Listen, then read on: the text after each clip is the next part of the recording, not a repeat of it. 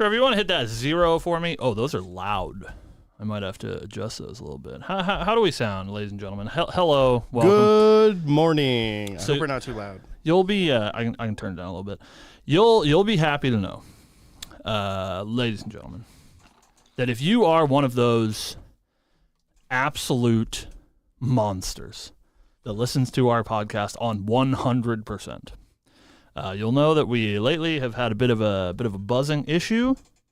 And it has been fixed. That's why we're late. I've been trying to fix the mics. I did find an extra cable lying around at the store that is now, you can't see it, but running all over the place. So the audio's fixed. So that's cool. Sorry it took us so long. I was about to sit here and, beat my wife, but we found the fix to the issue. So. Well, now that you're here. Hi. Perfy would like to know if he can sleep in your garage. No. Okay. Come to Boston. I won't be in my garage, so you can't sleep in my garage. Fair. I will be at unnamed hotel in Boston, Massachusetts, or wherever it is, because I don't want to drive in. So, surely I'm just going to stay at the hotel. Saved on our flight, so we can buy a hotel. Sleep in your bed. I don't want to drive, Sean Cronin. Welcome, Sean. Hello everybody. Shoe acquired. Oh yeah. They've been hounding. We'll talk about that. They've been hounding. No, I am not eating my shoe right now today. We'll find out some way for me to pay that debt. I promise. But it's not going to be me biting a shoe because nobody wants that. I'll pay that debt in some way that I won't enjoy. I promise. We'll save it for a special stream or something.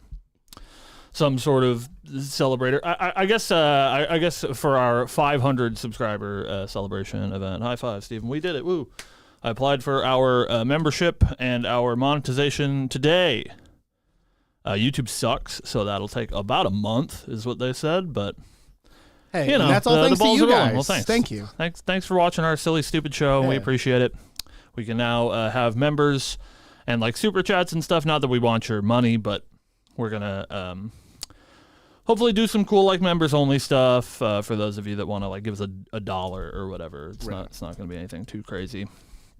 And we'll do some cool members only stuff once that's all buttoned up. So we do appreciate you guys watching. But holy chat, today is a day. We have lots to talk about. Seattle to talk about, distorted reflections to talk about, some lore to go over. Silidar made a very interesting poll last night at 4 a.m. I want to talk about that as well. So yeah, we have lots to talk about. So I don't want to dilly dally too long, especially since we already took 15 minutes to fucking get the show started. My breath.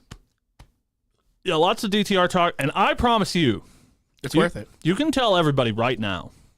Obviously, I'm hyping this up way too much, but that's part of the fun. You can tell everybody right now that they're going to miss out. That Lineage Break has breaking news that even the developers don't know that we have. We did some sleuthing. This was not news given to us. This was news earned by hard work and determination. And I'm excited to share it with you. I think we probably won't even have the developers in our chat at all because I believe Theodore is on vacation. So. Yeah. And if he is, get off. Get out. You don't watch our show. Yeah, I told him to go enjoy Cancun or whatever. I have no idea where he is. But. Yeah. Enjoy Cancun. Yeah, maybe he's in Cancun and he thinks I'm doxing him. But I have no idea. But yeah, if you're on vacation with your wife, don't watch our show. I just gotta say, right? Since he's not watching, we can say good things about Theo. Yeah. What a dedicated man to his job.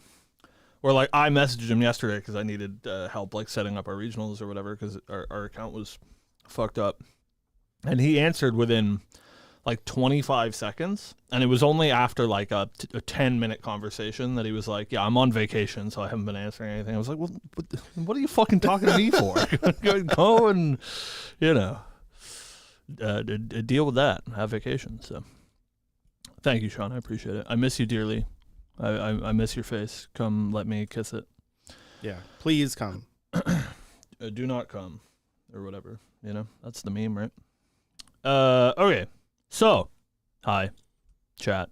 Steven, Let's do this show. Let's get ourselves a little bit prepared first.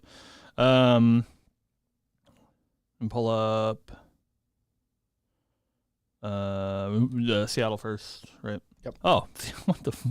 Why are you here? Hi Theo. Hi Theo's wife, who I haven't met. I'm sure you're a lovely person. Enjoy your vacation in Cancun. Hopefully you missed me saying nice things about you, and you just get this part. So yeah, Seattle first, and then DTR after that. Yeah. Sound good? Yep. Seattle. Talk about the shoe problem. We'll talk about the shoe problem. Yeah, I know. Yes, it's a cop-out. Yes, Rex is a cuck. But, Rex is my king, actually. I can't even believe. Yeah. You know? That he would put technically a tarot card in his deck that maybe he will activate. I would like to believe that Rex was building his deck and was like, well, I have 2 slots. And I could make Cam's life miserable. Exactly. I would hope that is how that deck works. He was just like, I don't really need these 2 slots. I'll put 3 in. He said he did it about 7 times in what we can only assume is like 25 games or something, right? Yeah. So 7 times, pretty good. He leveled up for the 3 life. Cool. All right, I have those breakdowns and stuff in front of me. Yeah. Yeah. Listen, I'm working on the shoe, Kev. All right, I get it. I know the thing about the shoes. It's fine. Yeah, no spell slinging mages either. Yeah, that's tough. I do this thing where like I think I own a lot of clothes, Steven. I like really do. But I'm extremely lazy. So like usually when I do laundry, it's like here's that pile of laundry that I wore last week, and I throw it into the washing machine. And so I don't want to be one of those persons that like wears the same shirt all the time or whatever. Especially when I'm on camera. So I opened up our podcast from last week to see if I was wearing the shirt that I'm wearing today, and I'm not. But it was also a Maury shirt. No, but I opened it up to me screaming, "This is for me," which I thought was really funny. This is for me. I was like, no, it's not. It's for me, actually. Stupid idiot. It's actually for me. So I thought that I finally get funny. one. That's true. This one's for Steve. You guys let him enjoy it, all right? Oh God. It's not for me. It's not for you. It's for Steve. So let Steve enjoy it. Yeah. He likes boys. Anyways. Yeah, halfway there. Let's do it. I have the breakdowns in front of me. Yeah. We can talk about those a little bit. Do you want to do Well, we'll figure it out. I don't think we're gonna like read through all of them. Just like have them in front of us so that we can pull pieces of information. Obviously, we'll talk about the spirit breakdown. Yeah. But if you, I think, want to pull up the product sheet just so we can have that ready, because I assume you're going to do the reading. Yeah, I would assume. And when you find it, can you also just like copy the link and send it to me so that when you're reading it, then I can pull it up and follow along? Thank you. All right. It is literally for you, Sean. Congratulations. Yeah. And I told you so. Oh, yeah. Hold on. It's insane. We'll get to it in the show. Yeah, but congratulations, Sean. Like, sorry about your wallet. You are the king of the universe now. Yeah. It's no longer Cam. Yeah, it's you. It's not all for me. It's it's for other people sometimes too.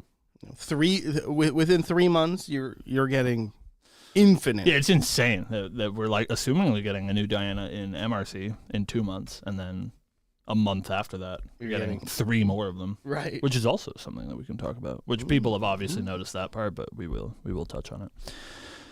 All right. Sorry if that was loud. I assume I peaked. Whoop whoop. Fuck this shit. You ready, Steve? All right. Hey, what's going on, everybody? Welcome back to Lineage Break, a Grand Archive TCG podcast. I am your host, Cam. With me, as always, is Trusty Steve. Hello, Hi, Cam. Trusty Steve. It's a week. It is a week. We're without distortion on our mics today, which feels odd. I don't hear the true. Huh? I don't hear the buzz, and it feels foreign to me. Honestly, like I want to cry because of how happy I am that it's not just like an hour of me sitting with these headphones on, But we get to enjoy each other's dulcet tones, Stephen. Yeah, it's great. But yeah, like you said, hell of a week, Break Nation. We have lots to talk about. We have Distorted Reflections has been announced. That's crazy. Woo! We have Ascent Seattle has happened. That's crazy. That's about it. I mean, there's also a Silidar thing that happened yesterday. I guess Silidar thing. We got I'm blanking on the studio, but we got a new VTuber collab. Oh, true. It's a Niji Sanji thing. Niji Sanji, for, that's it. Yes. Sara. Yeah, it's Hoshikawa Sara, I think. Yeah. I don't remember. I'm not a big Niji Sanji guy. That's actually this weekend, Stephen. Right now, as you're watching, like you're not in Japan, assumingly none of you are because we don't speak Japanese. But that's happening right now. So I'm gonna be fucking staring at Merlin's Marketplace all weekend to see if maybe fingers crossed somebody on Merlin's that is English speaking can sell me some of those fast gears for an absurdly high price, but I will pay it. So I'm just gonna wait and hope and pray that one of those Terra rings go up sale for not too much money. That's tough, yeah, because those are store championship and regional winners that get that Terra ring. So that one's gonna be some big money. It's so cute. But the fast gears are going to be like a convention circuit, and they're starting today at Anime Japan, and then the Retold Fortunes are Ascent Akihabara promos, so those will be a little bit easier to get, the fast gears. And I'm on the I want to buy those CPR fast gears, I always have, but they're like really hard to find, and like minimum I'm probably paying $1,200. So, if I can get some equally cool fast gears to replace those with, and they probably cost me a third of that, what are they, probably $100 a piece? I can accept that, chat. That's me talking myself into it. But yeah, so that's exciting. Let's talk about Seattle. We were not in Ascent Seattle. We wish we were, but we weren't. Oh, I saw you on stream. What are you talking about? True. Yeah. Yeah. I hope you guys liked our stupid cameo. Big shout out to Lineage Break Sean for bringing me with him, and he went way farther with the bit than I would have, or he got the sweatshirt and put me in the hoodie or whatever. Unfortunately, the 5 seconds that I'm on stream, I was watching the stream behind me, and then I had FaceTime with Sean. But the stream was so far behind because, that's how latency works. I was 30 seconds behind what was actually happening. And so when they cut to me, I didn't realize it. And I, wasn't paying attention because the stream was so far behind. So I'm just, staring off into the distance. I look like a psycho. But yeah, I hope you guys like that. Shout out to Sean for doing that. And also shout out to all of our beautiful friends. We're very proud of the Lineage Break team who went to the event. Our very own Lineage Break Tex made top 32, and he was so close. I was winning in to make top 8.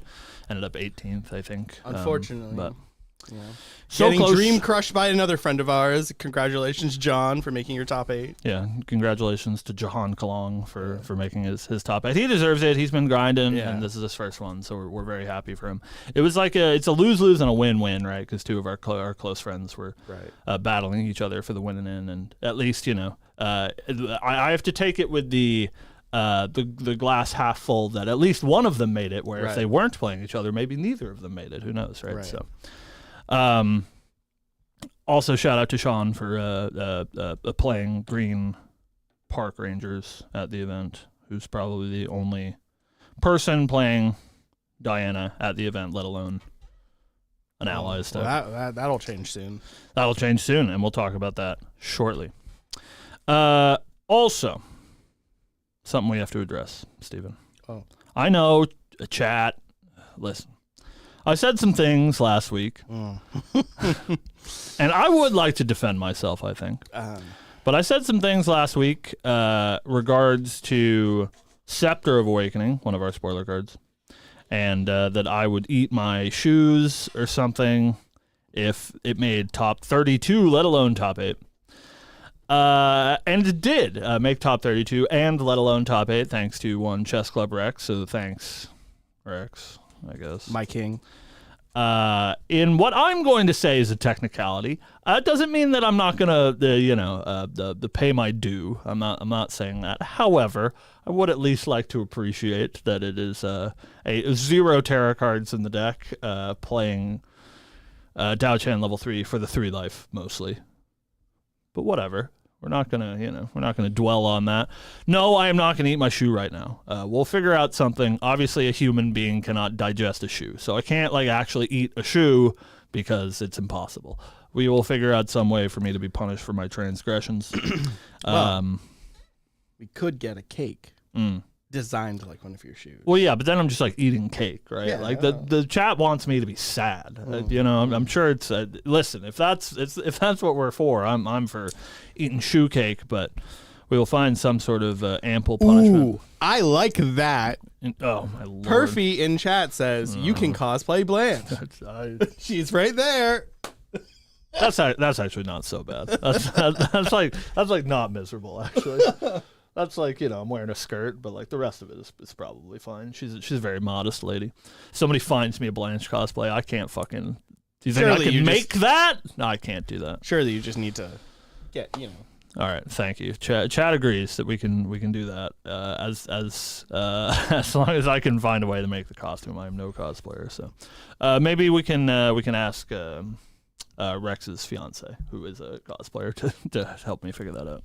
We also have one Lineage Break Trenton. Oh, true. Known cosplayer. Trenton. True. All right. So we'll worry about that. We'll save that for a special event, and maybe we'll have one of those soon, as we did just hit 500 subscribers on the channel. Woo! Thank you all for continuing to support us. Thank you so much for watching our silly show. We never expected when we started doing the show, 2 years ago, that anyone would watch it, let alone that people would subscribe. So we do very much appreciate it. With our 500 subscribers, that does allow us to do memberships and super chats and all that cool stuff. Not that we're trying to take your money, but we will probably do a membership program at a very low dollar amount and do some exclusive content for those of you that want to support us. So thank you so much. We really appreciate it. It means a lot. Shout out to Caben for winning Ascend Seattle. Is there anything else we want to touch on? I don't. It was a pretty even meta in Ascend Seattle, which is exciting. Yeah, I when Mitch posted the spirit breakdown at on X.com. The Everything app. We're not sponsored. I actually hate them so much. Yeah, same. You can follow me on Blue Sky. I was almost breathtaken by how even the pie wheel is. Yeah, it is. At least according to the numbers here, 36% fire, 36% water, 27% wind, 1% lost. Not Spirit of Slime. Yeah. Lost Spirit. Shut Hanky. I was floored. I was I think this is the first time in the history of Grand Archive where our meta has looked this even across the elements. Mm-hmm. Yeah, it was a really good spread, element wise. Even champion wise was pretty even. Dao Chan very obviously had the highest representation. The deck of the weekend was that water fractal deck that Caven did take down the event with. I will say on record, I think that deck's a pile of shit. But a very good choice for a brand new meta, right? It's it's very consistent. It has very high damage numbers if you can't deal with what it's doing. So that deck had very high representation, and then there was a lot of the Fire Burn Dao Chan deck, which didn't do very well. But of course, the Chess Club list, which is a little bit more mid-rangey, plays a lot of Recover in the main deck, stuff like Novice Healer and Allied War Priest to be able to, I assume, was built to play the mirror. That ended up doing pretty well. A couple of those Chess Club guys made day 2, and then of course Rex made top 8. So, but I think when you consider that the Dao Chan meta share was split between two decks, I would say fairly evenly. There was more water than there was fire, but it wasn't a far cry in one direction. It means that the split was pretty good, because I think she was 27% of the room, but you split that between two decks, you count them as 12 and 12 or whatever is, I think pretty good. So We need more fledgling representation. That is true. I think Byfall's fledgling deck is really cool. Seen a couple of people play it. Our very own Trent locally has been playing a fledgling deck. Yeah. And it's not as bad as people think. Yeah. It's actually pretty cool. But, Yeah, lots of cool decks this weekend. Lots of new stuff. Goja taking up a large percentage of the representation as well. So and I will like to add on to that Goja bit. I was wrong. I was wrong. Dragon's good. Dragon is good. Since we've seen the dragon and the other Shenshu, I've been saying the dragon's the worst one. But I lost to the dragon. Turns out that you get hit twice with the dragon. That it'll kill you. One of those arcane blasts will definitely be cast. Yeah. It's not as hard as I thought it was going to be. So yeah, we'll see how the meta develops. I think that Seattle was very obviously like the closest we've ever had an Ascent to a set release. It was just 7 days after the set release. So I think obviously things are in a bit of flux, and I think those decks will change. But hopefully, in a similar vein, like hopefully the meta will stay as open as it is now, as people sort of figure out how to hone these strategies. Like, I'm sure that water fractal deck will still exist and will become a little bit more tuned and a little bit less 40 fractals, 12 win cons. Yeah. Hope for the best. And same with, the Goja decks, the Fireburn decks, all of these new decks that have sort of cropped up, even people experimenting with old stuff like Rai and Kongming and stuff that we're seeing some reasonable amounts of play in Seattle. I think we'll get tuned over time. Honestly really surprised that no one was playing, from what I could tell, like a Kongming or not Kongming, Dao Chan like mill strategy. Yeah, it's tough. I think for the better, even Nico is very low representation. It's cards like Censor are just so good against that. And shout out to everybody when that card got spoiled. It was like, man, that card's so bad. They're just gonna fracturize it. And turns out literally everyone's playing it in their main deck. That card is quite good. Not a fan of that Censor card for reasons later on. Yeah, I am a fan because it means that Mill is not the predominant water deck in the format. So that's pretty cool. The water deck that took down the tournament, obviously in the hands of the very talented Kevin Schwarzentuber, not playing Fractal Vrain is crazy, right? They don't want cards in their graveyard at all, which is awesome that we get to see water be a little bit more diverse than it normally is. So that's Ascent Seattle. Yeah. Congratulations to all of the winners. Congratulations to all of our friends and the Lineage Break team and anybody that we know and love. We're all very proud of you. And you know who you are, you have a mnemonic charm. Bang my line.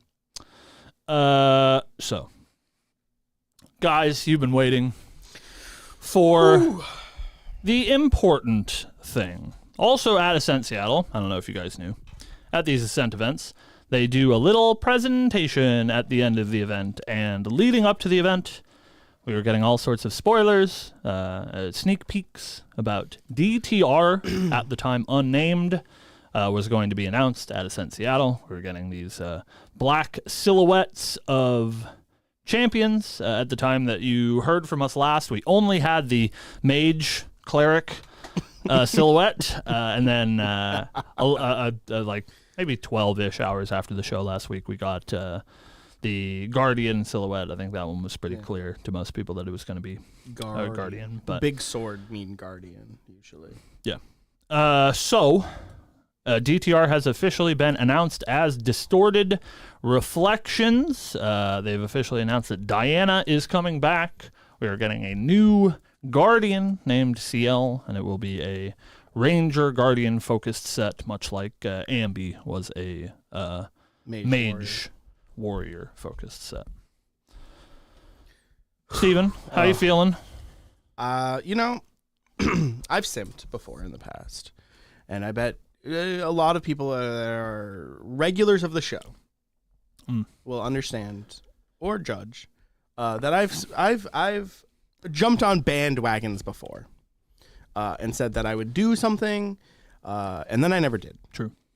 Because, either the deck didn't speak to me, or in Tristan's case, I didn't play in that format because I had a lot of real life stuff going on. So I just like never invested the time. I'm here to tell you that Umbra Guardian is everything I've ever wanted. And especially the connotations that we've gotten from the product sheet, which we'll get into a little bit, I couldn't be happier. I am going all in on this champion. I am currently working on saving and selling cards so I can afford the CSR lineage for this champion. I am so excited for him. And I'm glad for you, Steven. Words can't describe how much I'm simping for this. I've been asking nonstop in our private chats for random Umbra cards in foil that I think maybe will be good. So if you happen to have, Fractal of Siphoning in foil. CSR Carters he's looking for. Yeah, maybe not those, but I just, if you have, foil Fractal of Siphoning, just like hit that DM. Bang my line, as the kids Bang say. my line, as Cam says, because I'm specking on things based off some text that we have for the product sheet. Well, I'm very excited for you, Steven. I think you deserve it. It's been a long time where you've been sort of without a firm champion identity. Yeah. And I'm glad that hopefully this is the one. He's very cool. Umbra is very cool. He's got a bit of a graveyard theme going on, which I know we've talked about on the show, that we're both big fans of. So I'm very excited for it to be Steve's time. Yeah. You guys don't have to bully me about my 100 girlfriends or whatever. This is Steve's set. Yeah. All right. Finally, Cam gets to take a break. Yeah, I just get to sit here. His and wallet doesn't get to get hit every 4 months. You know.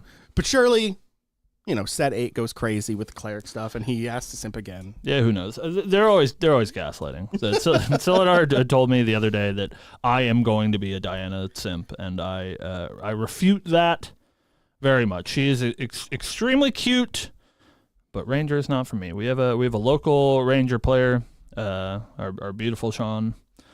It's for him. It's not for me.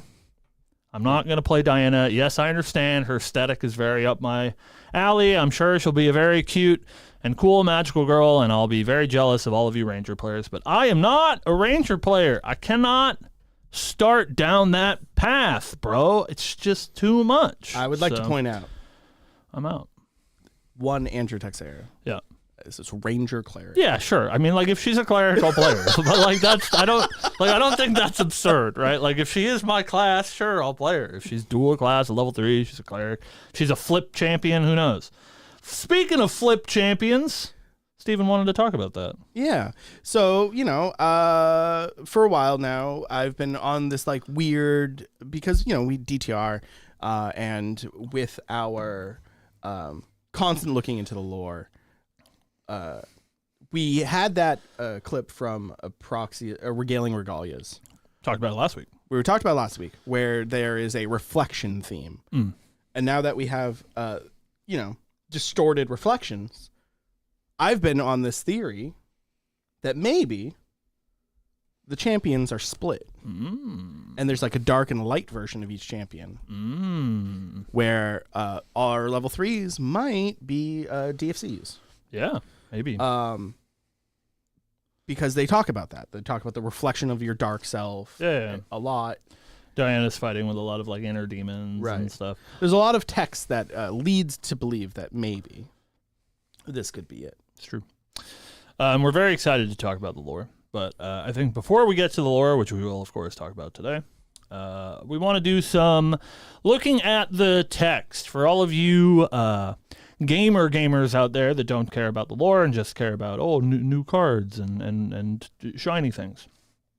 There's a couple of interesting pieces of information, as always, that we can glean from the product sheet.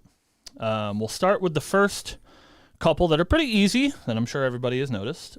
We did have the announcement of both of the starter decks, being CL Mirage's Grave and Diana Moon Piercer, starter deck, CL being a Fire Umbra Guardian, and Diana being a Water Astra Ranger. I don't know why they always make Astra water, but It's weird. But something that's interesting here, that again I'm sure you guys have picked up on, but in case you haven't, both of these starter decks do name the level 3 champions in Diana Moonpiercer and CL Mirage's Grave, which I think is pretty obvious from their naming conventions that they have a connection to their advanced elements, that sort of spooky ghost theme from Umbra, and obviously Moonpiercer has that the star future seeing Astra sub-theme to it. But these are not the names of the champions that were announced. These are only on the product sheet. So this does confirm, obviously in CL's case, that he is getting a full lineage, as they announced him as CL Loyal Valet, which is assuming his level 1 that we have the art for. The art that's everywhere is assumingly his level 1. But also it does confirm, not like Sylvie or Tristan, or I guess more like Tristan than Sylvie, Diana is also getting a full new lineage, as she is announced as Diana Aether Dilettante. So for you Diana fans out there, you now, congratulations, have the largest lineage in the game.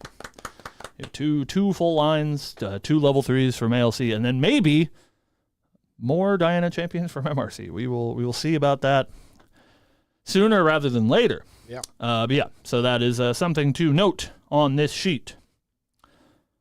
Now, Steven. I made a big to-do on the internet, on our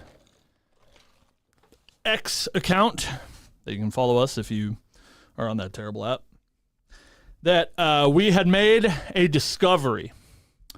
It is a discovery that I guess I made, but I do want to give credit where credit is due to people like Trevor and Kevin in the Discord on the Lineage Break team for helping me see the missing pieces, because I had the idea, but I couldn't put 2 and 2 together. And so shout out to you, gentlemen. Something that I like to do whenever a new product sheet comes out is they give us the set breakdown. It shows us how many CSRs we have, the CUR, or if it's going to be there. I guess now that's sort of a shoe-in, right? They give us the number of unique cards, and they give us the number of foil variations. And so we've talked about this a lot on the show, where every time a product sheet comes out, we do the math. But this time, chat, the math didn't math. The math tells us a story, which I think is actually pretty interesting, that I think not a lot of people have discovered. So if we look at a set like Mortal Ambition is a great example. If you look at Mortal Ambition and you take the number of unique cards, the number of CSRs that are in the set, and you compare that to the number of foil variations, there's always more foil variations than there are unique cards in the set, right? And that's because not only do most of the cards in the base set come pack foil, but there are also those CSRs. So usually when you add the number of unique cards that come foil, you add the number of CRs, you get to that number of foil variations. So using A and B as an example, because it's pretty simple, if you take the number of unique cards in that set, you subtract 3, because there are 3 spirits, because it's a main booster set, and the spirits don't come in foil. So you subtract those 3, and then you add the number of CR treatments in Mortal Ambition, you will get to the foil variation number, which makes sense. You remove the spirits, means everything else in the set comes foil. You add the CSRs that they tell you the numbers for, you get a complete picture, right? And that's usually the case, that you can sort of extrapolate maybe a little bit of information, like in A and B's case. Everything comes foil. There was no lineage breaks. The only things that didn't come foil was the spirits. We got to glean that information when we looked at the product sheet. The problem arises when you look at Abyssal Heaven, which just came out. And so before looking at the DTR product sheet, I looked at Abyssal Heaven to, sort of for a sign of reference to make sure that HVN adds up. So then I can be like, okay, HVN adds up. Let's look at DTR. And the problem that I was coming to, HVN's a little bit weird because they did that thing where they only printed Seiryu as a CSR in the booster set, but not the regular card. So the numbers were a little bit messed up. But no matter how I split it, every time I did the math for the HVN product sheet, I was one card over. There was one more foil variation that I couldn't figure out. I was like, why does this not add up? What am I missing? There's one card that's missing. And then shout out to Kevin, who's on the team, made a discovery on like TCG Player that they list the backside of the Lubu CSR, because it's a DFC. They list the backside as a different foil variation because she has different art. So like Lubu, normally, being a CUR, would only have one foil variation because it's just a variant on the normal card on both sides. But because the CUR got different art on its backside, it actually gets two foil variations because they have to count the backside as a different variation because it is a completely different art.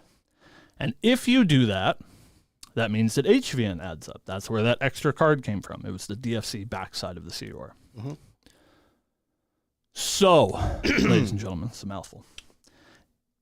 DTR is a little bit more simple. DTR is a main booster set. So, if we consider that this main booster set will, of course, have a reprint of the 3 basic spirits, you can remove those from the number of unique cards. We can use the literal numbers so that you guys can see. There are 222 unique cards in the set. So if you subtract 3 from that, what does that do? It's 219. True. So if we take that 219 and we add the 15 CSRs that are announced here on the product sheet, and the 1 CUR, which is a total of 16 cards, what does that come out to, Steven? So, 235? No. No? Comes out to 233. 233? Does it? Yes. I'm bad at math. Sorry, guys. Yes. So, if you look at the set, you want to do the math? We can do the math live. No. The math has been done, I promise. So, what this means is much like HVN, when you do the math for the booster set, we are missing 1 card. And if history is anything to look at in the terms of Grand Archive, what happened with HVN is because the CUR was a DFC and got different art on the backside, there was 1 extra foil variation. And so what I think this means is that not only are we confirming that double face cards are coming back to Grand Archive, it was not just an HVN thing. I think it means DFCs are back, and the CUR of the set is a DFC, and will have alternate art on its backside. Could be cool. Doing math is neat, everyone. Yeah. So this all brings my theory that we talked about earlier on the show more merit that our champions might be DFCs. However, I don't believe the CUR will be a champion. I think much in the way of HVN, it's going to be some sort of cool ally that turns into a level 4. I did the math, by the way. I was thinking of it the wrong way. You are right. It does come out to 235, but that is what I mean. There's 1 card that's unaccounted for. Right. So, I think that's interesting. Yeah, I wanted to talk about that. I like numbers. Yeah. But we could be wrong. Who knows? Yeah. There could be any number of reasons that is not the case. So not literally guaranteed, but if it's 2 DFCs, yeah, who knows? But I think it is interesting that the numbers don't add up in the very least. This is also the case for things like Lineage Break champions that don't normally come foil, so those do like sort of throw the balance out of whack. So we don't know exactly what they're doing, but I think if we can use HVN as a sort of guiding line, that makes sense. So yeah, very interesting. So we'll see what that means in the future. Maybe we'll have DFCs. Maybe there'll be Lineage Breaks. Who knows? That is also on the table. But they didn't do any in A and B, so I assume that we've sort of moved away from that. I think the thing that makes the most sense to me as far as Lineage Break champions go is that they made a set of them, like one set of them for each class. That's why they stopped after ALC. Because it was the first introduction of those classes, so you wanted a little bit more depth, right? You didn't want to only have one cleric to play, so they give you a second cleric to play. But I think going forward, we'll probably just be getting mainline champions or like recollection champions like they did before. So, anyways, that's cool. Numbers are neat. We'll see. Unfortunately for us and DFC being far off in the future, we won't see for quite a while. Yeah. But all right, hear me out, weebs. I'm talking to you, Theo directly. Theo and whoever else, Silidar, if you're watching. Travis. There's a lot of cleric stuff. We've had cleric stuff every time we've done spoilers. I'm asking, I'm on my knees and I'm begging. Can I spoil like an Umber UR or something, please? Please. This is Steve's time. This is my time. Please let me have it. Let me have a Guardian Umber card so I can spoil. Cam's okay with it. I already talked to him. We don't need to do another cleric. Let me do the Guardian stuff, please. Give Steve a bone. He's literally begging. I am here. I am on my knees. I'm here. Ayo. All right. You can spoil Carter. Thank you. Appreciate it. Thanks. All right. So, our favorite part, numbers aside, because we're not good at math. It takes us too long to do any of that. Our favorite part about any new set release and any new anything. All right. Our favorite part about any sort of new stuff is the lore. Woo! Shout out to Bell. Bell, when lore? When lore? Come on. Please, I need more. Come on. Please. Anything. All I'm saying, and I think we've said this before, and before we get into the lore, I want it to be very clear.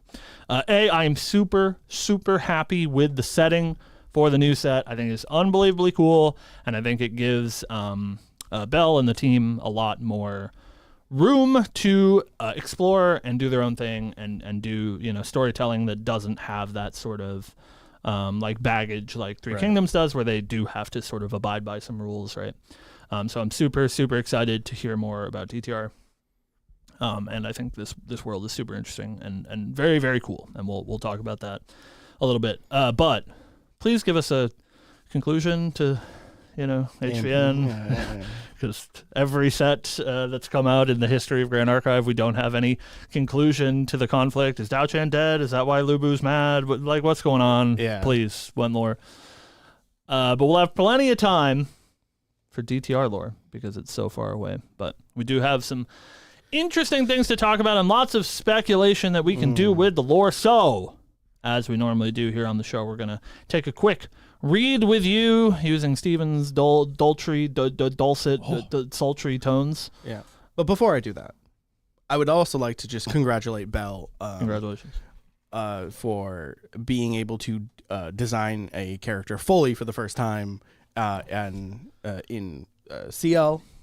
She posted on Twitter that this was the first time she took a champion from beginning to end completely. And I couldn't even tell with the Black Butler Edgelord.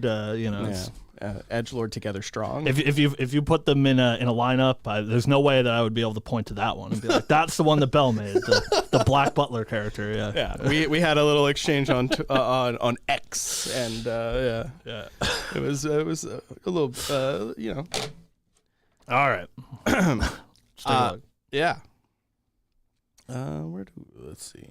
Start at the top with our world setting. Yeah, let me get your reading voice on. Welcome to Distorted Reflections. Two worlds, once destined never to meet, now stand at the brink of entwining as a foreign force tears open a portal. The Looking Glass. On one side lies Wonderland, a realm of whimsy and wonder where mushroom forests can shift one's size, enhance gardens, bloom with larger-than-life roses. Ruled by the formidable Queen of Hearts, this matriarch thrives on whims of its sovereign. where trials unfold in the court's theatrical halls. Though whether justice prevails is another matter entirely. Beyond the looking glass stands Lucina, a queendom of order and ambition, where rivers carve through disciplined fields, and battle-hardened rulers sit upon 3 thrones. In this land, strength is measured in combat prowess, strategy reigns supreme. So, we have our Alice in Wonderland themed world setting. If that wasn't clear, we get literally through the looking glass or whatever is written in that top line of text, or that top paragraph rather. It's a little bit hard to talk about things as a whole until we get through all of this, but this sort of sets the scene for our 2 different worlds that are sort of paralleled, it seems like. One is that very typical like Alice in Wonderland place, which I think is literally called Wonderland. Yep. And then we have Lucenia, which is the sort of more, I guess I would assume, still in that like fantasy setting, but a little bit more real world in that it's not full of whimsy and magic, and is a little bit more military, militaristic, regimented, medieval. I'd also like to point out that though there are 2 places, we have Wonderland and Lucenia, they are both on one world called Underworld. It's called Underland. Underland, yeah. And they are like split dimensions on one world. Yeah. Very interesting. Conflict. The Golden Queen, beloved by all in Lucenia, has vanished without a trace, just as the realm found solace in crowning 2 outsiders to complete its thrones. Her sudden disappearance casts a shadow over the land. Whispers ripple through the kingdom, murmuring of a fabled Jabberwock, a nightmare reborn in hushed tales. Yet more chilling still are rumors of those who walk between dimensions, warning not to gaze into mirrors, lest their own reflections betray them. I think before we talk about anything else, we should just go through the rest of it, because I think that makes it easier to talk about. The Grand Archive. At the behest of Lucenia's remaining queens, the champions step through the looking glass and tumble into a world of whimsy and wonder. In this topsy-turvy realm where logic is but a suggestion and nonsense reigns supreme, they search for the missing Golden Queen and seek to uncover more about the fabled Jabberwock. Along the way, they cross paths with curious creatures, mischievous hosts of endless tea parties, and gardens that whisper secrets to those who listen. But amidst the peculiar and the fantastical, the greatest mystery waiting to be unrevealed are the ones that are hiding from each other. And then there's one more bit that is on the product sheet itself, which is different. Is that the booster box stuff? Yes. Welcome to Underland, a world where magic and madness entwine in an endless waltz. As champions travel deeper down the rabbit hole, they must decipher the riddles of this bewildering realm, uncover the fate of their vanished predecessors, and face their most formidable foes yet, themselves. Will they piece together the fragments of reason and save Underland, or will their house of cards collapse into darkness? Lots of puns. Like all these stupid puns. Houses of cards and through the looking glass. So there's a lot to talk about here. We'll worry about the champions individually a little bit later. Obviously, we have CL being new, which we don't know a whole lot about other than his description. And then we have Diana, who's coming back. This is post ALC, and she is dealing with some, some like inner turmoil and trying to move past the darkness of her past and become a new person, which is a perfect place to fight your own reflection, right? Is all about inner turmoil. But there's a couple of things that we can glean, I think, from this. It's always tough when we talk about Grand Archive, especially being such a new game, that we don't exactly know what story beats they're going to pull from, or what like sort of cast of returning characters we're going to interact with, because again, we've said it a million times, and hopefully a few years from now we won't have to say it anymore, but the game pre and post Bell is very different. And so we have a lot more information now, but we don't really have a whole lot of information about the past of Grand Archive. But something that I think is important and shows up in a couple of places here in the lore description is at the top, it says that the world is at the brink of entwining as a foreign force tears open a portal. Foreign force, assumingly being outside of Underland, and some other, force is being applied to Underland, and it's before the Grand Archive gets there, because the Grand Archive is dispatching these champions because of this problem that's happened, this portal that's torn open, and the Golden Queen has gone missing. So some outside force is manipulating this. There is, of course, the very distinct possibility that, again, the game is so new that this is just sort of a misnomer, and the foreign force is something that we will find out in the set, and it's something we've never heard of. This is sort of what happened when we talked about Mortal Ambition, and we made all these sort of, predictions that this evil man, Shosi or whatever, was evil Rai, but it's just, just some Three Kingdoms guy. Yeah. But there is something to be said that if we do continue with characters from the past, there is one subsection of characters that does have the ability to traverse to other worlds that are not part of the Grand Archive, and assumingly are showing up to different worlds in pursuit of saving their own. This is referring to, of course, the Obliviate, which did this on Azoth. They showed up on Azoth mysteriously to, sort of pull the strings in hopes of fixing their own world, and Vanitas was very much like on the side of the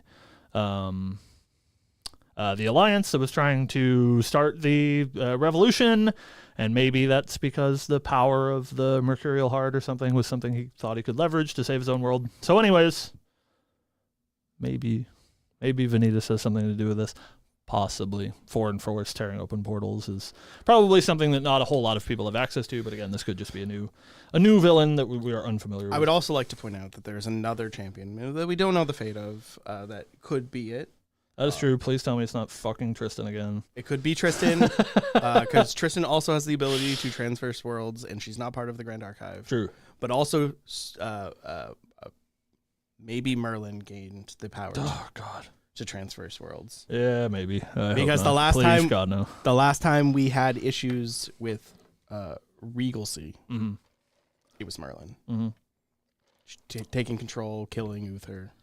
This is true, and I think a good segue into the second part of this, maybe relating to other Grand Archive lore, is that they mention in the conflict of Distorted Reflections that the Golden Queen, who is one of the thrones in Lucenia, who is beloved by all and everyone loves the Golden Queen, disappeared just as the realm found solace in crowning two outsiders to complete its throne. So Lucenia is ruled by three queens. It does say queens. They're both matriarchies. Pog. No boys in my fucking Grand Archive. Yeah. However, that means that before the Golden Queen disappeared, she was the only throne that was occupied. Correct. Who knows what happened to those other two? I don't know why those thrones were empty, but they were filled by two outsiders. And again, it sort of seems like this is something that happened before the Looking Glass was opened, right? That like they just found solace in filling their thrones. The Golden Queen was there. These two new queens were here. Slay, Queen.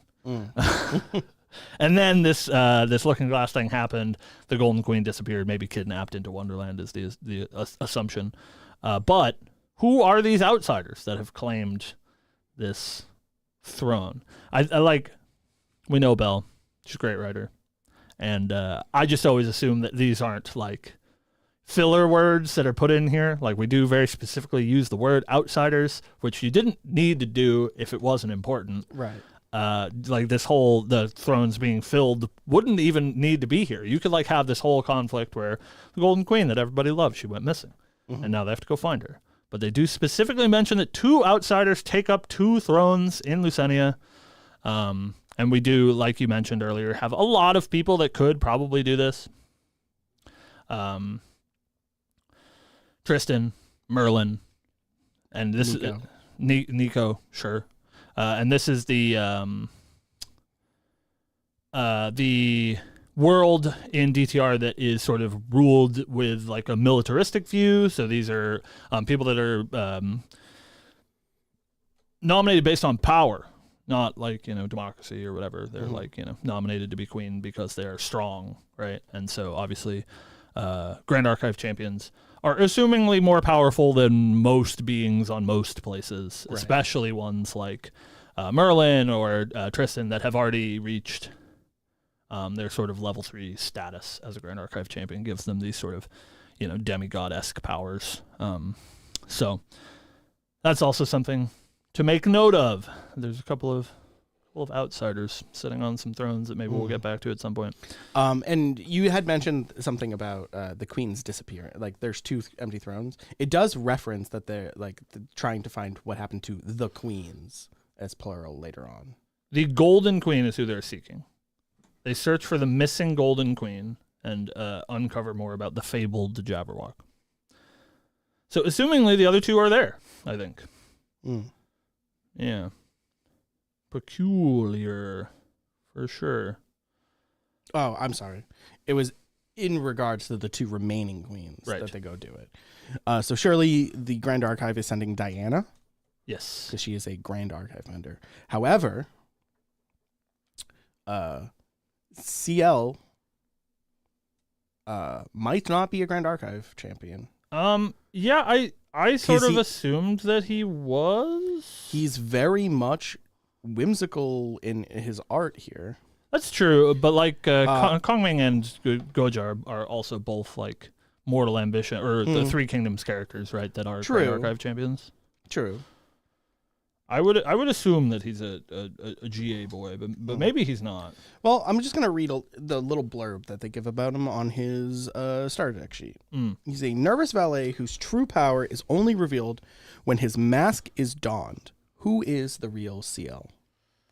Yeah, we also we have a quote from him that we got when he was like teased, that I believe is about serving his mistress. Yeah, it's like, I'll do anything to protect my mistress or something. It is hold on, I have it right here. By any means, I will save my mistress. So it's possible that he is the Golden Queen's butler. Yeah, he's the butler of the Golden Queen. I think that's like pretty likely. Again, it's tough to say. The way that they don't make it like explicitly clear who is and who isn't from the Grand Archive. But if we open up that can of worms, Stephen, and let's assume that he is an Underland resident, right? That's getting a champion, sort of like Merlin, or Tristan, or whatever. Any of these powerful beings that could become a champion, not a Grand Archive champion, but a champion. They do say in the product sheet that the hold on, let me pull it up. At the behest of Lucenia's remaining queens, the champions step through the looking glass and tumble into a world of whimsy and wonder. Now, you can take this one of 2 ways. If we're using the word champion and we are referring to CL, he is a champion. We could assume that this is some from the Grand Archive in the form of Diana, and one in the form of CL, both being sent by the remaining queens of Lucenia, which would make sense that CL would want to come with, right, to save the Golden Queen, right, if he is indeed her butler. However, this section is titled the Grand Archive, which makes me think it is referring to exclusively Grand Archive champions, which may give us a notion that there are additional Grand Archive champions that are being sent to Wonderland if CL is not included, because they do use champions plural.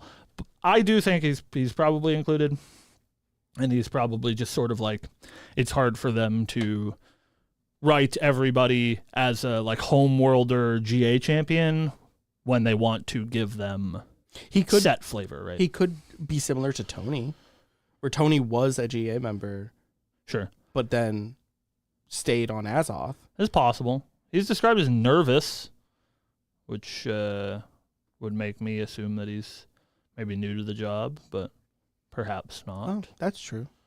He's fresh blood. I was also thinking maybe like nervous that the Grand Archive is back, and he had like shirked his duties or something. Maybe, I don't know. But Lots also the donning the mask changes his personality. True. Also is very interesting to me. Yeah, he's got that split personality for yeah. sure. Who is the real CL? Yeah, maybe he's amnesiac anime protagonist. Who knows? Right. Like Doesn't maybe remember who he is until he puts on the mask. Maybe nobody cared who I was until I put on the mask. Maybe he's the reason why the Golden Queen's missing. He just did it and then forgot. Yeah. Like, oh, sorry, I was wearing the mask. I think the only last thing to touch on is there's a lot of mention of the Jabberwock, which is like a mythical creature from Through the Looking Glass. Right. Which assumingly has something to do with the conflict. They do mention it not once but twice. Yeah. So we have to assume that there's some part of this. They're not necessarily like a humanoid. I don't know where we sit as far as the Jabberwock's like intelligence Usually goes. the Jabberwock is controlled by the Red Queen.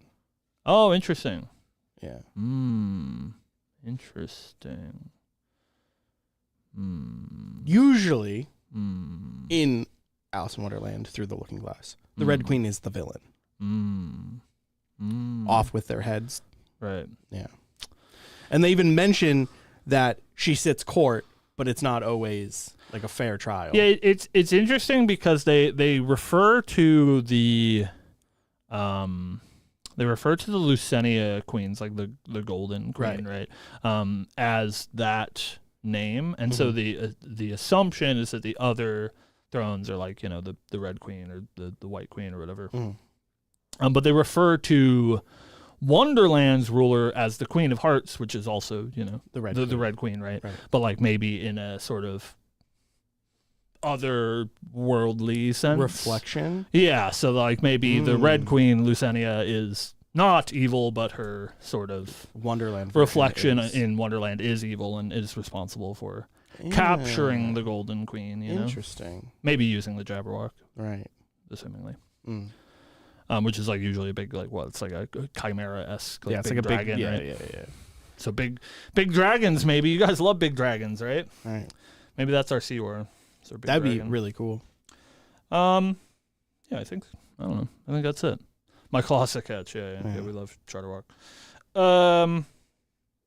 Yeah, I think that's about it. I think that's everything that we wanted to touch on. We can touch on Diana as well, because we gave CL's blurb a read, but Diana is she's got a little blurb of her veteran marksman. Diana is determined to move forward away from the darkness of her past, but in this new world, she is forced to question everything, including herself. Poor Diana. She's got a troubled time. I like the fact that Diana, previous Umber champion, goes to a new world that has an Umber ley line and says, "Nah, I liked what that Arisana was doing. I'll take that one." Do you, Steve? Do you think Arisana and Diana are friends? I think so. I think they're besties. I think they are. If you look at the Frostbind, right, they look like they're hanging Where's out. Belle? Belle, are they besties? When you watch this, because you're asleep, because it's 11 a.m. or whatever. When you watch this, please let me know. Are they besties? Right. I don't want spoilers. I just want you to tell me if they're besties, because that's the only like hopium that I can cling on to for the rest of time. We also do have a quote from Diana from her reveal, her magical girl reveal. That's totally not a ranger. This says, "Break free from the shadows of yesterday," which now makes a lot more sense. We thought this was sort of like set related or like maybe Astra related. We were right about that. Yep. She is an Astra champion, but this is more reflective of her own self, where she's trying to break free from quite literally the shadows of yesterday, which is, in ALC where she had that Umber ley line. And she was I'd have to double check, but I think Azoth was her first I believe you're mission. Right. I believe you're right. And so assumingly Umbra is her first time that she's gotten an advanced element, and obviously Umbra is very, very powerful, and I always assume has a sort of like Lord of the Rings connotation to it, right? Like immense power at a cost, you know. So she wants to turn her back on that and take the Astra path to look towards the future. So it's cool. Yeah, I do really like that we're getting to see a different side of these champions, and it's worth noting from a mechanical standpoint. Here's where the copium comes in. I gotta sprinkle some in there somewhere. We've seen Tristan return, we've seen Sylvie return, but it was in like sort of strange ways, right? Like Tristan returned, and I think is the most true form of that word, where Tristan came back in MRC, but it was to give her like sort of the support that she deserved, right? Like we turned her from a Lineage Break level 2 champion into a full champion line. Sylvie came back, but she was only in the Recollection deck. It was only one new card, and it sort of didn't have any like story implications, because Recollections are supposed to be like a look at what champions are doing in other places that are unrelated to the current story, right? The Tristan's Recollection was a exception to that rule, as she does have implications in MRC. Right. But like Sylvie's still in Cambria, right? Like we got the Recollection deck. She's still in Cambria. So this is the first time that we're getting a like actual true to form return for a champion. Diana is now going to have the largest lineage in the game. Discounting any sort of MRC stuff, she's going to have 7 champions, which is quite a lot. But personally, as a simp of one character in particular, it's nice to see that they are returning to older champions and not just like continuing to put out entirely new characters over and over and over again. We're seeing, that we're getting some commitment to older characters, and I think it feels a little bit easier with characters like Diana and Ari and Lorraine and Rai, these like Sylvie even. These, I guess she's not a Grand Archive champion, but whatever. These sort of Grand Archive based champions is a little bit easier. Like even though Kong Ming, right, and Guoja are Grand Archive homeworld champions that have a very distinct attachment to a world that they've never been to, which is, that sort of leap in logic that we have to take from a lore perspective. I think it feels really hard for me to like bring Kong Ming back, right? Like in set 8, we're in Wonderland, and Kong Ming has come back, the character that is very much obviously associated with the Three Kingdoms, right? So I think it feels a little bit easier to bring characters like Diana back, and hopefully we see that more with some of the other classic Grand Archive champions. Where I think it would be cool if this becomes the new norm, I guess, where you get like returning character, new character, returning character, new character, right? Or at least those for like main booster sets. So I'm glad to see that Diana's back. She's obviously not for me, but it's exciting to see them fleshing out older characters. Yeah, and I'd like to like look at these champions real quick before we end the show. Oh, I'm looking at them. And just like make a couple like speculations based off of what we've seen from them so far. I think that you just want to talk about zombies. I do just want to talk about zombies. CL is going to be some sort of reanimator deck. I think he is going to be a Graveyard Matters deck. Mirage's Grave. A lot of the current Guardian Umbra cards. Carter. Or not, just like not class bonus. Siphoning Fractal. Have to do with creatures dying. Allies dying. And getting an effect after they die. Yeah. Momentum Mori. Sick card. It is cool. That card's so cool. Ally dies, you get a prize counter. 6 die, you crack it, draw some cards. Draw 3 cards. Yeah. Recall. So I think it's definitely a way to do that. You know, I think these cards that pre-exist are showing us this is probably how Seal wants to play. We saw that fire card on stream. She's so hot. And the more and more you look at her, the more and more undead theme is on it. There's like a fire ghost. Zombie pilled. There's a fire ghost. She's patchwork. There's skeleton hands grabbing at her from below. So yeah, I think 100%. I think definitely she like CL will be a graveyard deck. Maybe bringing things back. Maybe just care about creature die, do something. Yeah, we do have to understand that we are Magic the Gathering players, and so is the development team.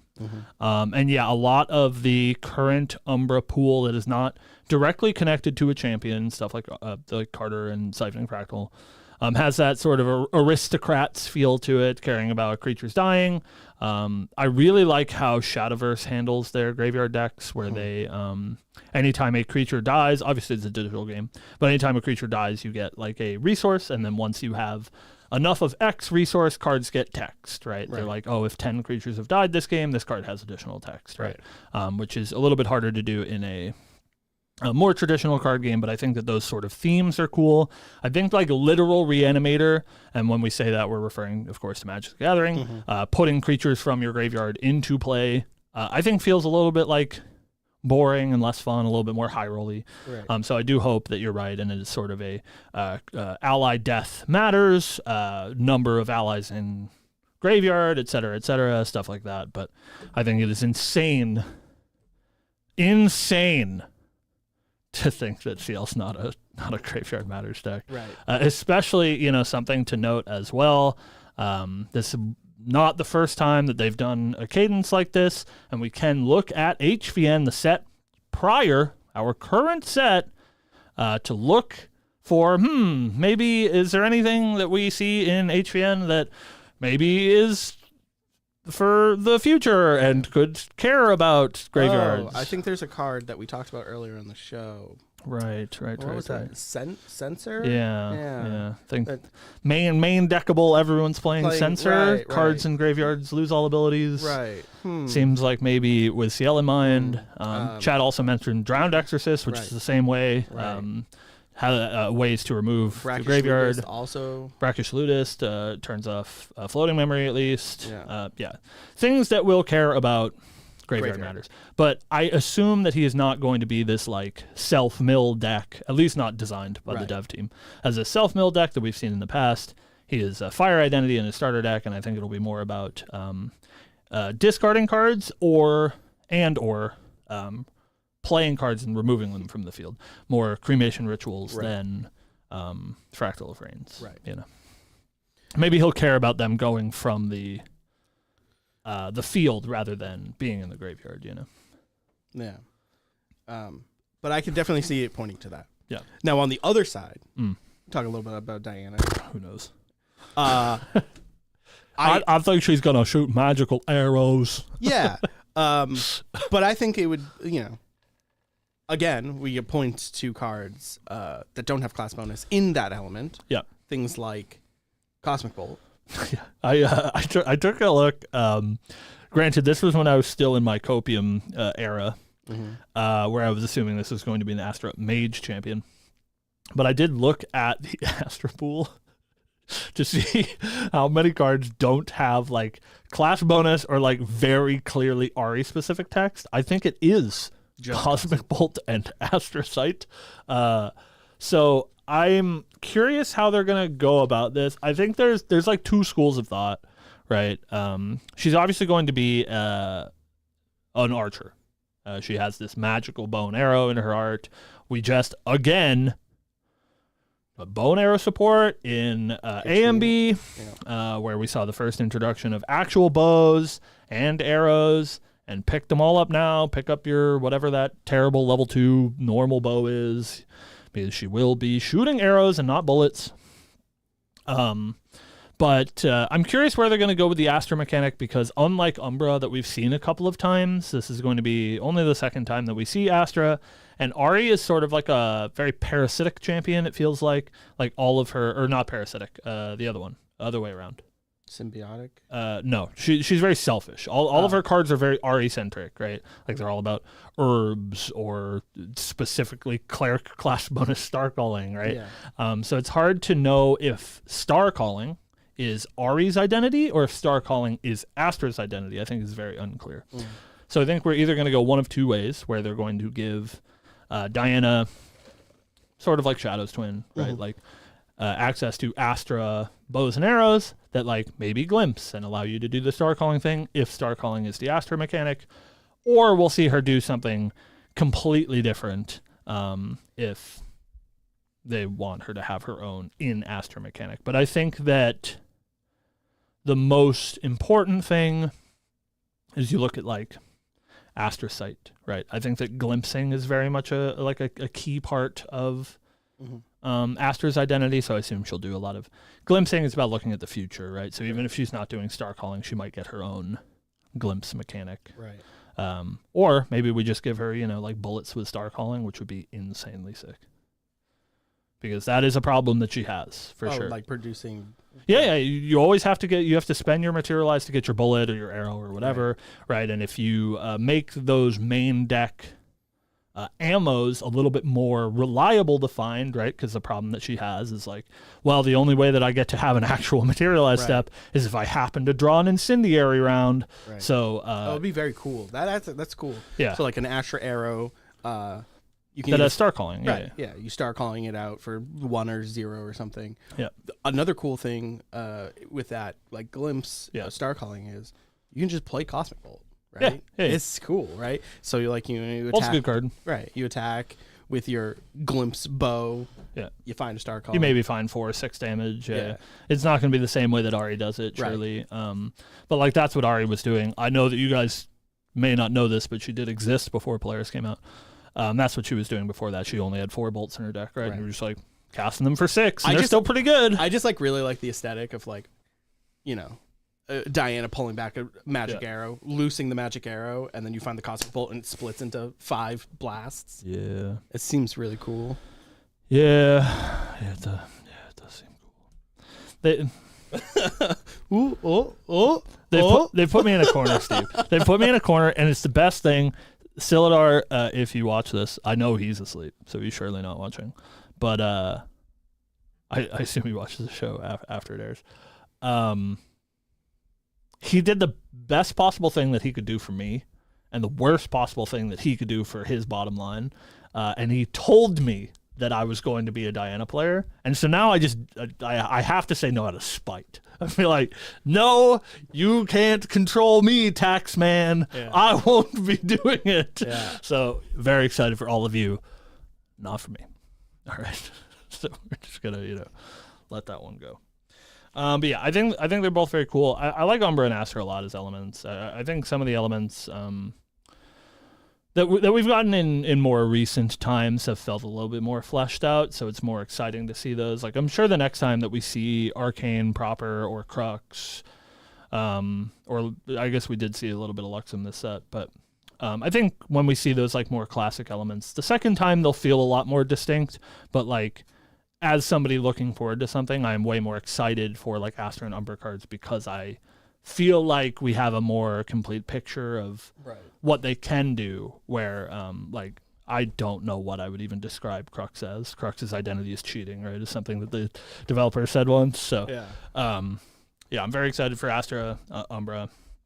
And I'm also very excited to, assumingly, again, if we use history as a barometer, assumingly get a third element, maybe a fourth. Not exactly in set 7, but just on the world, I think is pretty interesting to usually I think know what the other ley lines are. Like worlds have up to 3, we haven't seen a world with less than 3. Yes, yeah, exactly, right. So there's assumingly a third, and of course, like we would be insane to think that set 8 won't have like recollection decks, and there'll be new champions in set 8, obviously, right? Right. And so we probably won't see until then, but I think that is definitely really interesting. Yeah. But yeah, I think that's all I have for today. It's a great day. Lots of stuff to talk about. The worst part about DTR being announced is that we don't get to hear more for ever. Right. So far away. It's post Worlds. Like I can't even like see the world post Worlds, right? Like it feels like that's an unachievably long time away, even though it's like 15 weeks or something until this set comes out. It's far. Please, Bell. One lore. Yeah, we need give us something to talk about. Give us the conclusion of HVN. Let us know how that ends. As soon as we get the conclusion of HVN, it's like eating your vegetables. We get our conclusion of HVN, which I am excited for, of course. Then we can start bothering her for DTR. Yeah. I really, really, really, really, really, to the ends of the earth, really want another Regalia. Yeah. Please. It's so cool. Regalias or just anything about the home world. I just like really like Grand Archive setting, right? And I just really want to hear more about GA proper. Right. So hopeful. I know you're working hard. We're giving you a hard time, but we can't wait. Yeah. All right. We will see you guys next week. I think that's all we have for you this week. If you want to catch the show live, as you're catching it right now, you can do so at 12 p.m. Eastern Standard Time, asterisk every Friday. If you want to catch the last week's show, you can find that Monday, 2 p.m. Eastern Standard Time, asterisk. Yes, we are an episode behind. Yes, we realized we missed it. There was some issues with getting the files off of the computer, so they'll be coming to you soon. Yeah, that's about it. So we will see you next week. Hopefully you are enjoying your HVN. Hopefully you are excited for DTR. And next week, there's a thing that I mentioned that one Silly Dar tweeted yesterday. But I think that's a good topic to save for next week. So we'll talk about that next week. And we will see you then. Thank you for watching. Thank you for watching. Woo woo. Woo woo. Sean, thank you for watching. Insane. He's typing so much. It's insane that you think that the Astra element isn't going to be star calling and you're not playing Cosmic Bolt. Well, that is insane to me. I don't think that's insane. I don't think that's crazy. You're right. Maybe not. But like glimpsing, surely. It's about looking at the future, right? But like if you're glimpsing, why aren't you playing the 4 damage? Oh, I don't know. Right? Like you have to pay for it. It's like I guess they're less good when you're not Ari for sure. Yeah, that's sure. I think that playing them as Doomblade is pretty good though. Yeah. It's just like, oh, you have an ally, I'll deal that 4 damage. Yeah, so it's pretty good, but look, he's so mad about it. Stop getting mad about falling into success. Yeah, why didn't you like Cosmic Bolt? What's wrong with you? Kurt's sick.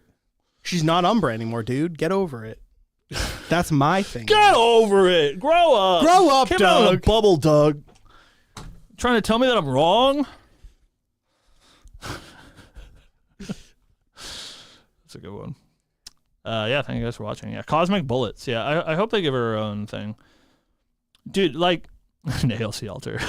That's tough for her. But people keep, like, several times this week, people have been like, so what are you going to do if they make a Diana Cosmic Bolt in set 7?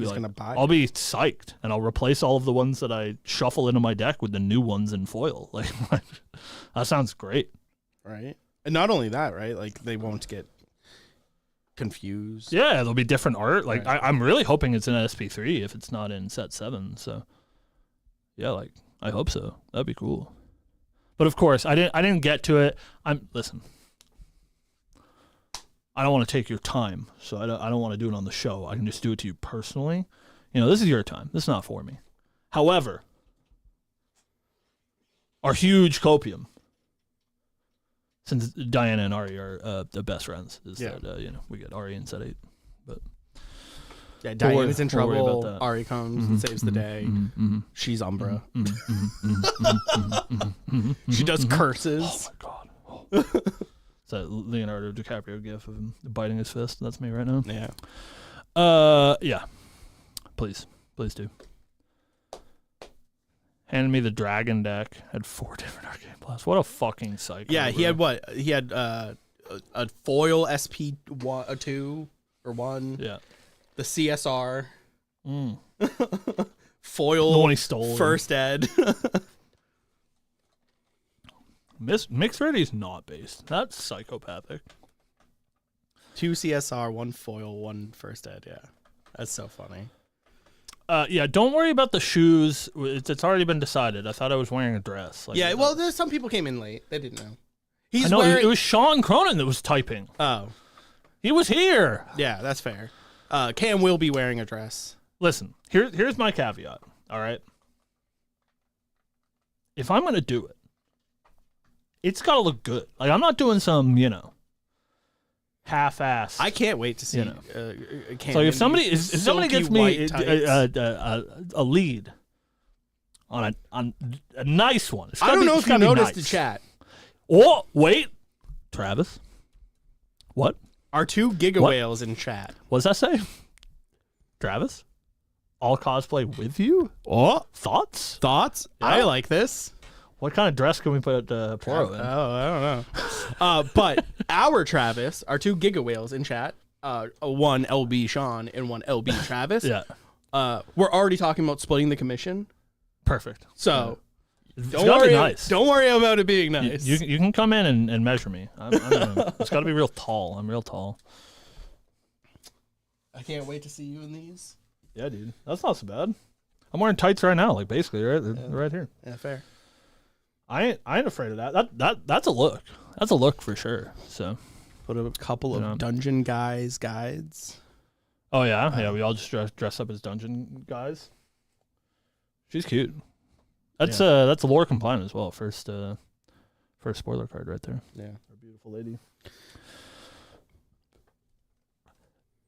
Can we get Steve as Tony? Surely not. Well, why can't we get Steve as Polcock? He said he was going to do it 1,000 times. Surely if I'm going to cosplay anyone in this game, it's Polcock. I can't. I would never do that to Tony. Not in a million years. I don't have that physique. I do have Polcock's physique. Mm-hmm. What color is this? It's pink. It's pink. Yeah. It's like light pink. Yeah, sure. I've bleached my hair before. I could do it again. I bleached my hair in high school. I looked like Eminem. Like I've seen the pictures. Yeah. Have you? You have not. Of you with the blonde hair? Oh no, you couldn't find them. That's what we were going to show you. We couldn't find them. You've seen the edgelord ones. Yeah, we can dye my hair. I gotta cut it though. It won't be that length. I can't do this anymore. I'm sorry, we'll get a wig. No, we'll get a wig. I'm gonna do it right. Yeah. Wigs look stupid. No. We'll get like a real good wig. If I'm getting in a dress, Steve, we'll get you a cosplay. It's gotta be good, I think. Yeah, we're gonna get you a cosplay wig. But you can choose. I'll wear a wig or I'll dye my hair pink, whichever you prefer. I can do either of those things. Pink's hard though, man. Pink's really hard. Why? Well, it's really hard to get your hair that white. Yeah, that's true. Like if you bleach, my hair turns blonde because I have brown hair. Mm-hmm. But you have to get it white so that you can dye it pink. You have to. They make pink bleach. Hair dye. Oh, I know. I'm just telling you it's hard because maybe I've done it. I've done it too. Anyways, yeah, Steve and I were emo kids in high school, so no shame here. Arda has some nice wigs. Yeah, I just I'm thinking about practicality. It's easier to just dye my hair pink. Well, not easier, but easier to Then we turned the photo shoot into a body No, we can't be doing that. Yeah, we can. No, that one I can't be doing. No, sir. Lineage Break body pillow goes crazy. No, sir. It's Cam on one side. That one we're out on. Me as Polcock on the back. All right, well, maybe well, Custom sleeves? No, stop this. You're going to get your punishment once. I don't have to live with it for the rest of time. He does, actually. I will be at Worlds with the Cam cosplay sleeves. You can hit me up. Only Steve can have them. I'll give them out. Internal only. I'll give them out. I'll give you 12 for your material deck. Yeah, that's what we're doing with our membership. Jesus Christ. 145? Talk so much. We're such talkers. Yeah, we gotta go. Rex, I can't eat a shoe. It's not possible. Like, human people can't digest shoes. Technically, yeah. If you had leather shoes, you could boil the leather and eat the leather. Yeah, like technically you could. I could bite a shoe. I can bite my shoe right now, but you would rather You know, a body pillow, please. I'm trying to, because some people in chat think that I make a lot of promises that I don't keep. It's true. And it's not true. Every time I am like very confident that every time I promise I'm going to like eat my shorts or whatever, people forget what I say. It's like talking to Sean Cronin. You get like it's like playing telephone with several people, but you're just talking directly to him. Yeah. And then he regurgitates it back to you, and it's just like not at all what you said. And it's like, what are you talking about? And that is the case with almost everything else. But this one, there is proof of what I said, and I do stand by that. I believe you guys are getting away on a technicality, but that doesn't mean that I'm not gonna honor that. I will honor that. All I'm saying is that... Because I wasn't clear enough. It's my fault. All I'm saying is that the argument you're making just seems like a man trying to deflect his responsibility to eat a shoe. Well, Steven. I hear what you're saying. Steven, you're my keeper, okay? I hear what you're saying. No, you're my keeper. Here, it's your choice. You speak for the people. Don't even look at that. I'll eat the fucking shoe. Don't eat the shoe. Or I'll do this. Do this. This okay, is way then great. better. Don't fucking complain then. I'm not complaining. I don't want to hear it. I'm just saying, you're making I'm a not lot trying of to excuses deflect anywhere. I've already said I'm going to do this. Don't tell me I'm deflecting. I'm just saying in the Sean past. is never catching enough strays. Just want to point that out. I'm just saying in the past. Oh, look, he even agrees. Always catching strays? Yeah, I mean, you know. I said he's not catching enough strays, and he said Steve's dropping thanks, truth Rex. bombs. This is all your fault, by the way. I hope you can sleep well at night. Man. You did this. All right, I need to eat. I have not eaten this morning, and I'm getting lightheaded, so. You can eat those hash browns I didn't eat that are on the counter. Yeah, no, I kind of want real food. Yeah. So all right. We're going to go get some lunch. Thank you guys for watching. It was a good show. We have plenty more to talk about next week as well. I also want you all to know that I saved you because I didn't gush about how great of a week this was for Digimon too. Oh, God. All right. On that note, we'll see you next week. Goodbye.